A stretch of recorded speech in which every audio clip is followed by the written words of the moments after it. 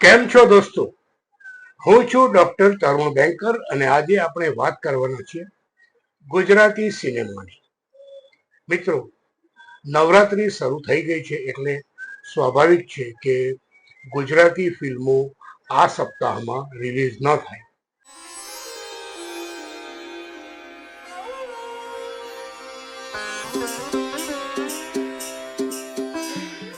પરંતુ શ્રીમાન શ્રીમતીના સર્જકોએ એક ડેરિંગ કર્યું છે, એક સાહસ કર્યું છે અને આજે 4મી તારીખે આ ફિલ્મ રિલીઝ થઈ રહી છે. જોકે આ ફિલ્મ બહુ જ ઓછા થિયેટરોમાં રિલીઝ થઈ રહી હોવાની પ્રાથમિક માહિતી મળી છે. ફિલ્મની વાર્તાની વાત કરીએ તો મોડર્ન છોકરીની લવ સ્ટોરીની એક જુદા પ્રકારની લવ સ્ટોરીની વાત છે, જેમાં છોકરી એવું ઈચ્છે કે છોકરો પરણીને તેના ઘેર આવે, તે શ્રીમાન બને અને છોકરો શ્રીમતી. જી હા, આ છે ફિલ્મ શ્રીમાન શ્રીમતીની વાર્તા.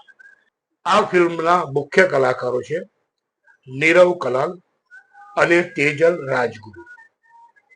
આ ફિલ્મ bookmyshow.com ની વાત કરીએ તો અમદાવાદમાં માત્ર એક થિયેટરમાં રિલીઝ થઈ રહી છે, એટલે સ્વાભાવિક છે કે એક અંદાજ આવી જાય કે ગુજરાત અને મુંબઈ સહિતના કેટલા થિયેટરોમાં રિલીઝ થઈ રહ્યું છે.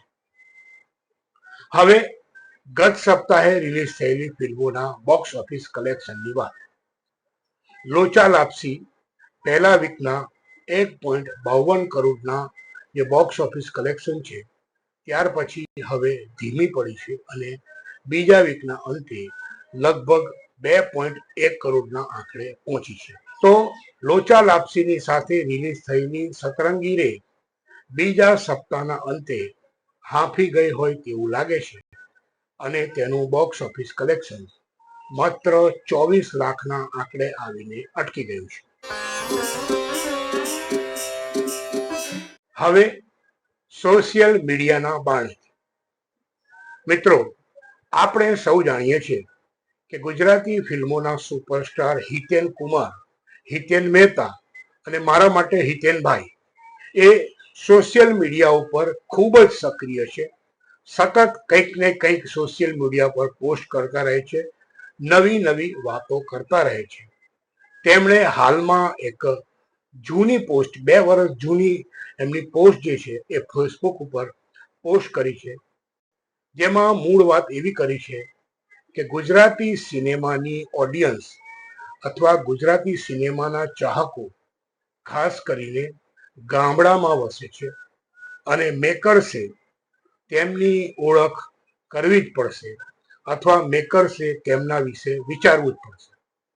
મિત્રો, હિતેનભાઈની આ પોસ્ટ ઘણું બધું કહી જાય છે, કારણ કે છેલ્લા કેટલાક વર્ષોમાં અર્બન અને ટર્બનના ફાંટા પાડીને અર્બનના નામે શહેરી ફિલ્મ અને માત્ર શહેરોમાં રિલીઝ થાય એવી ફિલ્મો બની રહી છે, કારણ કે ગામડાઓમાં હવે સિંગલ સ્ક્રીન થિયેટર વધ્યા નથી, એટલે મોટા ભાગે ફિલ્મો શહેરમાં જ રિલીઝ થાય છે.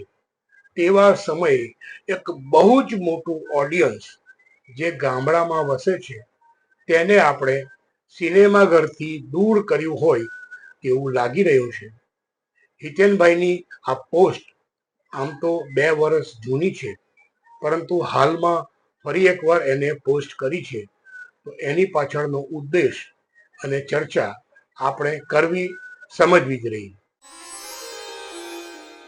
ગુજરાતી સિનેમાની વાતનો આજનો એપિસોડ પૂર્ણ કરતા પહેલા ફરી એકવાર કહીશ, મારી પાસે માસે સિનેમા.